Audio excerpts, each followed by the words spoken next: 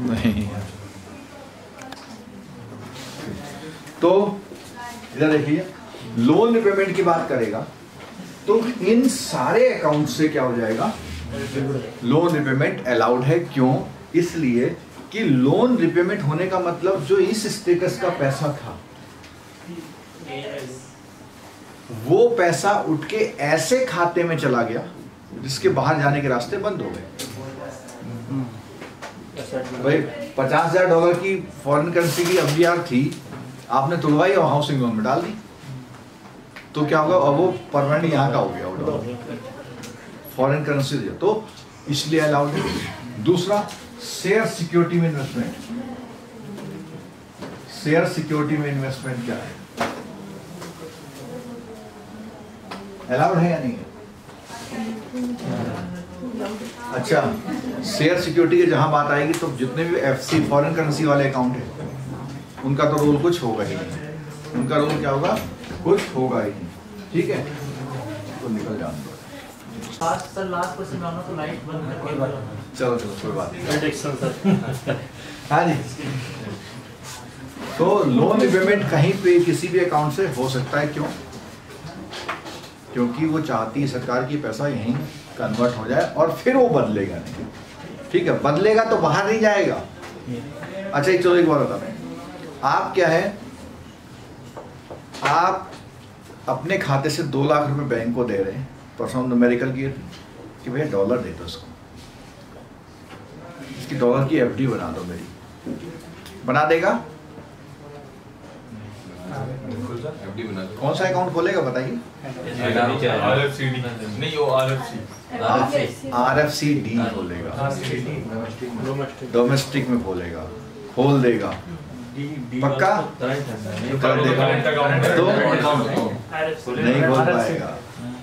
तो वो यहाँ के रुपए को कन्वर्ट करके वो एफडी नहीं बना सकता फॉरेन करेंसी की। कोई पूछे काहे के लिए? ठीक है, रखना है तो कहाँ रख लो, RFCD में रख लो, नॉन बियरिंग। ठीक है, और इसमें तो बिल्कुल नहीं बना सकता, कोई लॉजिक बता दो जरा। है किसके लिए हो नहीं सकता क्या उसका? तो करेंसी तो इसमें फॉरेन करेंसी है, इसमें सोर्स बाहर के है, बाहर का सोर्स प्रूफ करना पड़ेगा ना। ठीक है, सोर्सेस कहाँ से होना चाहिए, बाहर से होना चाहिए, वो कन्वर्ट करा रहा हो तो सब। एक क्वेश्चन और आता है, उन दोनों में मिल सकते हैं, एनआरई में क्या? वो तो रुपी में हो जाएगा, रुपी में नहीं होता। एक भी मैं और पूछ रहा हूँ कि जो एनआरई है वो काउंटर पे खड़ा हो गया $200 लेके और साहब मेरे अकाउंट में पैसे डाल दो, नहीं डलेगा? डलेगा सर। इन प्रैक्टिस ब्रांच मना करती है, लेकिन डलता है, सिस्टम में डालते हैं पहले से पैसे को, सिस्टम के थ्रू एंट्री जाती है। क्यों? एनआरई अकाउंट में डायरेक्ट कैश एक्सेप्टेड नहीं होता, तो उससे क्या, सिस्टम के थ्रू, क्योंकि एनआरई अकाउंट में सिस्टम बना रहे हैं, वो केवल ऑपरेटिंग सॉफ्टवेयर की बात है ये, लेकिन अलाउड है। क्या जस्टिफाई करना है आपको? ये तो मैंने अपनी आंखों से देखा है, मेरा फ्रेंड था लंदन में, आया था, उसका एनआरई अकाउंट मैंने खुलवाया था, उसने पॉइंट जमा किए थे, 400 पॉइंट कुछ जमा किए थे काउंटर में खड़े होके एनआरई सेक्शन में। तो वो अंदर क्या किया था उन्होंने, वो सिस्टम बना रखा कि जिससे फालतू के पैसे जमा ना हो, एक सिस्टम कंट्रोल करने के लिए अलग अलग बैंक अपना सिस्टम बना के रखता है। ठीक होगी बात, आगे बढ़े। हाँ। सर फॉरेन से कोई भी पैसा लेना देना अकाउंट के थ्रू जाएगा, विदाउट अकाउंट अपने ट्रांसफर कर सकते हैं। बोलिए, इनकी बात का जवाब दीजिए कि फॉरेन एक्सचेंज सिर्फ अकाउंट से ही होता है। अरे मैं मसूरी चला जाऊं और वहाँ वो पान की दुकान में लिखा यहाँ फॉरेन करेंसी बदली जाती है, उसे कहो यार ये 200 रुपये रख ले, डॉलर दे देती है, हो जाए, दे सकते हैं, लिमिट है ना। जो अभी एक हमारा टॉपिक का अगला पार्ट है अकाउंट, उसमें लिमिट है सारी कि आप कितने डॉलर एक समय में जेब में करेंसी के रूप में रख सकते हैं, कितने के इक्विवेलेंट फॉरेन करेंसी एक समय पर अपने पास। एक तो बात हुई कितना करेंसी रख सकते हैं, एक है फॉरेन रिजर्व कितना रख सकते हैं हम, दोनों अलग अलग बातें हैं। करेंसी हार्ड नोट और स्टॉक मतलब अकाउंट में डिपॉजिट वो अलग है, तो ये अलग अलग चीजें हैं। एटीएम कार्ड लेके जा रहे हैं विदेश घूमने, तो उसमें कितना पैसा डलवा के जा रहे हैं, ये अलग अलग रूल है। ठीक है। चलो आगे बात करते हैं। तो ये बात समझ में आई। तो यहाँ पे बोला शेयर सिक्योरिटी की बात हो रही। क्या एनआरई म्यूचुअल फंड में इन्वेस्टमेंट कर सकता है? कर सकता है? कैसे कंफर्म करो कर सकता है? इंडियन करेंसी है? सर इसके और FII के ये बोलते हैं FII के थ्रू कर सकता है। FII के थ्रू करते हैं जो विदेशी होते हैं। NRI विदेशी थोड़ी है, रह रहा है विदेश में, ठीक है। और पहले जो थी 3 कैटेगरी थी, NRI, OCI, PI। अब वो दोनों क्या हुई, मर्ज हुई। अब वो PIO स्टेटस से ही रहते हैं, पर्सन ऑफ इंडियन ओरिजिन, ठीक है। तो हमने पूछा था क्या NRI जो है वो क्या कर सकता है? म्यूचुअल फंड में इन्वेस्टमेंट कर सकता है, ये पूछा ना? हाँ कर सकता कर सकता है। शेयर ले सकता है, ले सकता है, ले सकता है, सब कुछ कर सकता है। क्या नहीं कर सकता है बताइए? जमीन। हाँ, NRI के फंड से, NRI नहीं, बाहर के सोर्सेस से कौन सी जमीन नहीं ले सकते? नॉर्मल जमीन ले सकते, एग्रीकल्चर में ले सकता, मकान दुकान खरीद सकता है, एग्रीकल्चर। अच्छा, अब मान लिया उसने मकान ले लिया यहाँ पे, उस मकान को 5 साल बाद बेच दिया उसने, तो उसका पैसा बाहर जा सकता है? वो तो लिया है, उसका पैसा है, बिजनेस अपने अकाउंट में पर्टिकुलर डाल करके भेज सकता है ना, सब कुछ भेजेगा। नहीं जाएगा ना। रिपेट्रिएशन बाहर निकलेगा तो वो निकलेगा। फंड तो आप इंडिया मतलब नहीं जा सकता है, नहीं जा सकता, नहीं जा सकता, जा सकता है। मतलब कितना? What amount he has invested before? उसने 5 लाख की प्रॉपर्टी ली थी और 10 लाख का बेचा। प्रॉफिट यहीं छोड़ो, क्योंकि प्रॉफिट तो इंडिया का रुपया है ना, वो नहीं जाना है। तो एक लॉजिक से समझो बात को, वो उतना ओरिजिनल इन्वेस्टेड अमाउंट जा सकता है। अच्छा, जब वो म्यूचुअल फंड में वो करता है इन्वेस्टमेंट, तो उस इन्वेस्टमेंट में एक क्लॉज होता है, और वो क्लॉज होता है कि पैसा जब बाहर से लगा रहा है तो 2 ऑप्शन पे लगाता है। क्या लगाता है? 2 ऑप्शन से लगाता है। ऑप्शन होते हैं कि ये पैसा कल को वापस ले जाएगा या यहीं छोड़ के जाएगा। इसको बोलते हैं रिपैट्रिएबल ऑप्शन, नॉन री। उसे टिक करना पड़ता है। जैसे वो NRI टिक करेगा ना, बगल में तुरंत 2 कॉलम जो उसने डिक्लेयर किया हुआ। अगर उसने उस समय उसने डिक्लेयर कर दिया नॉन रिपेट्रेबल और मैच्योरिटी पे लेने जाएगा तो वापस नहीं जाएगा, अदरवाइज जो है वो जाएगा। ठीक है सर, जैसे ये FD मैच्योर हो जाएगी तो अगर वो पेमेंट लेगा तो उसको करंट डॉलर के रेट से मिलेगा कि वो जिस टाइम पे करेगी उस डॉलर के रेट से मिलेगा? वो तो लिखा गया होगा। सुनो, उसने $500 की FD बनाई, उसमें जो है 1.2% ब्याज है। इतना कम? 3 पॉइंट समथिंग है। कम क्यों होता है इसमें? वो डॉलर के हिसाब से भाई $100 की करी FD, $100 का 3% बढ़ गया, $3 बढ़ गया। लेकिन वो डॉलर को जब आप कन्वर्जन पे लाओगे रुपीस पे, तब अप्रिसिएशन देखोगे इतने रुपए से कितना हुआ। ठीक है, तो इन्होंने बोला कितने की मिलेगी, तो सीधे सीधे उस $500 पे जो भी इंटरेस्ट होगा उतने इंटरेस्ट मिला के डॉलर मिलेंगे। ये आपकी मर्जी है कि आप उस डॉलर को आपने दोबारा FD बनानी है या उसको रुपए बनाना है। अगर रुपए बनाओगे तो उस दिन का जो रेट होगा उससे कन्वर्जन आपके खाते में जाएंगे। ठीक है, ये जरा कुछ डिक्लेरेशन दिया हुआ है NRI का, देखो क्या दिया हुआ।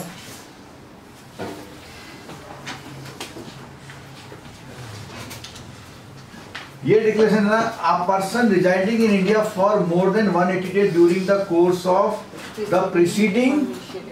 देखो एक एक बात में फंसा देता है, वहां पे लिख देगा कैलेंडर ईयर और कौन से। वो ये कह रहा है मैं डिक्लेयर करता हूं मैं नहीं हूं पिछले फाइनेंशियल ईयर में मैं 182 दिन से ज्यादा यहाँ नहीं रहा हूँ। सर डे जो रेगुलर वाले होते हैं बीच में जाए तो भी माने जाते हैं जोड़ के जोड़ एक दिन यहाँ, एक दिन श्रीलंका, एक दिन यहाँ, एक दिन श्रीलंका, ठीक है। और किसी 2-3 दिन में वो 2 दिन श्रीलंका रह गया, बस ठीक है। अच्छा और देखिए सर लेकिन ऑन पेपर बाहर होना चाहिए ना किसमें? हाँ, ऐसा हो सकता है कि रात को तैरता हुआ आ जाए। वही ऑन पेपर ही रहना चाहिए।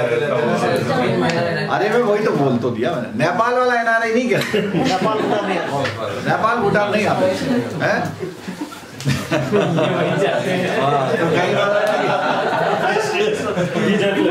कई लोग तो मजदूरी करने जो नेपाल जाता होगा तो वो तो NRI हो गया फिर।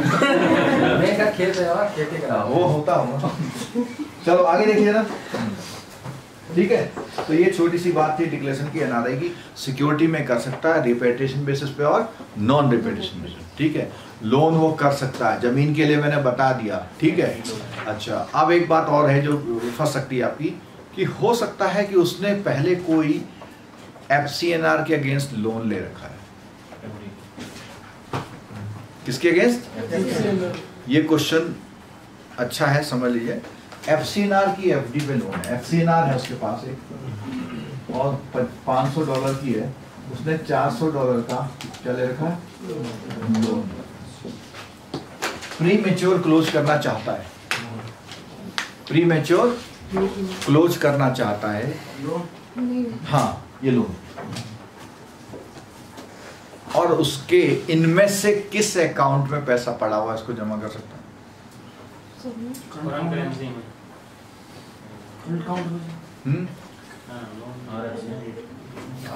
FCNR का लोन है, RFCD से कर सकता है, किसी से भी क्यों?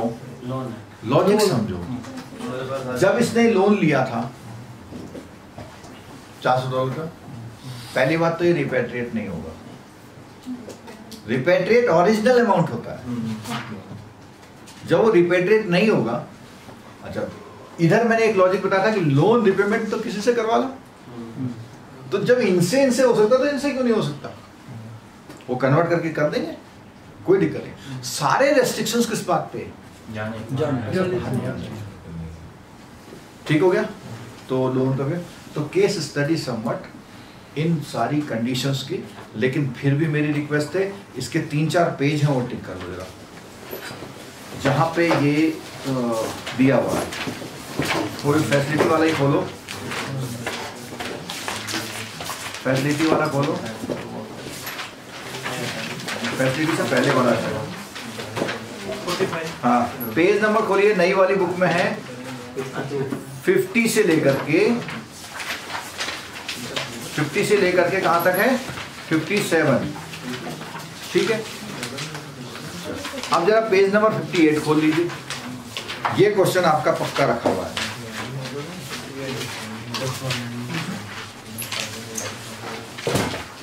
पेज नंबर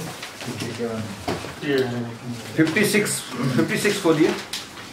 अच्छा 56 में एक लाइन हल्का में पढ़ रहा हूँ, इसको देखना कंट्राडिक्शन लग रहा है फिर को, क्या बात है। ये वाली लाइन इनकम टैक्स, कौन से अकाउंट की बात कर रहा है? देखो जरा पीछे पलटिए, ये FCNR के अदर फैसिलिटी पे बात कर रहा है। देखते हैं क्या कहता है, देखो। हाँ जी, the remittance net of applicable tax, यानी रेमिटेंस जो होगा वो सारे टैक्सों के एडजस्टमेंट के बाद होगा। From NRI account will be allowed to be made by authorized dealer banks on production of requisite information in the format prescribed by the Central Board CBDT Ministry of Finance। तो कहने का मतलब ये है कि अगर वो पैसा बाहर ले जा रहा है तो टैक्स के अगर कोई भी एडजस्टमेंट करने होंगे तो वो एडजस्टमेंट करने के बाद ही पैसा वापस बाहर जाएगा, ठीक है। अच्छा है तो टैक्स लगेगा ना? टैक्स लगाने के बाद देखो एक चीज TDS कटना और बाहर जाने में थोड़ा सा कंट्राडिक्शन लग रहा है मेरे को। और दूसरा एक चीज और है कि ये FCNR के बाद लिखा हुआ ना, ये FCNR के बाद नहीं, ये जनरल इन्फॉर्मेशन है, क्योंकि ऊपर वाले में देखो FCNR NRI NR सब लिखा ना, तो इसका मतलब ये है कि जो अदर फैसिलिटी लिखी हुई है ना 55 से पीछे, ये जो अदर फैसिलिटी लिखी है वो ओवरऑल फैसिलिटी की बात कर रहा है। ये अदर फैसिलिटी लिखी है वहाँ पे वो अकाउंट कर रहा है। अच्छा, इस बार एक नया अकाउंट जुड़ गया है जो पिछली बुकों में बिल्कुल नहीं था। क्या है? स्पेशल नॉन रेजिडेंट रुपी अकाउंट, SNRR। हाँ, तो SNRR डाल दें SNRR।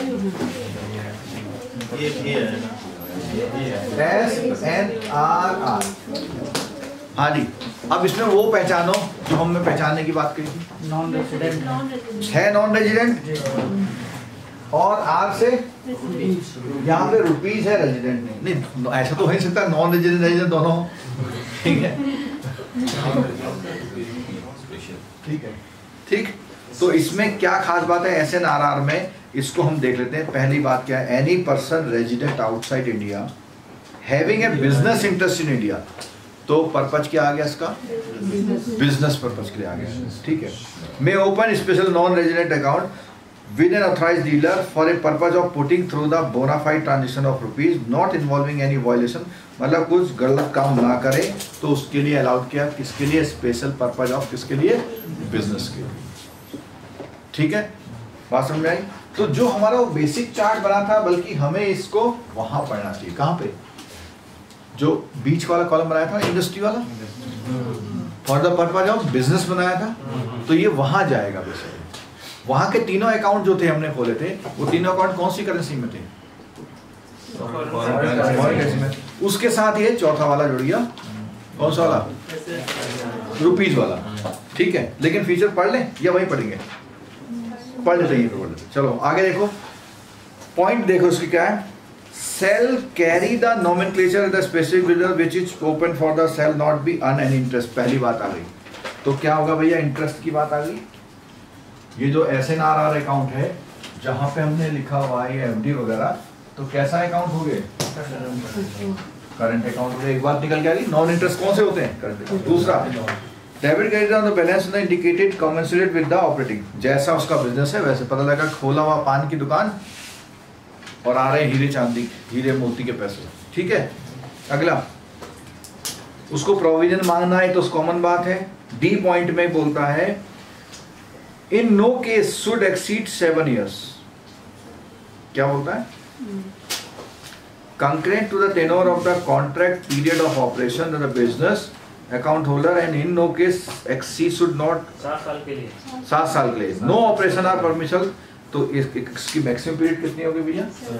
7 years, ठीक है। अगला पॉइंट देखिए, अंडरलाइन कर लेना भैया। ई वाले पॉइंट में क्या है? The operation of an account should not be result in the account holder making available foreign exchange to any person resident in India against reimbursement rupee in the other। तो कह रहे हैं इस अकाउंट से कोई भी पैसे का कन्वर्जन करा के आप दूसरे बंदे को इंडिया में नहीं देंगे। इसका पर्पज क्या है? बाहर वाले को पैसे भेजने के लिए, बिजनेस पर्पज के लिए इसी अकाउंट से दूसरे को ट्रांसफर किए जा रहे हैं। जरूरत क्या है SNRR खोलने की? सिंपल करंट अकाउंट खोलो ना।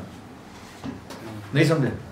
अरे आपको यहाँ रहते हो, हल्द्वानी वाले को पैसा देना है तो SNRR क्यों खोल रहे हो?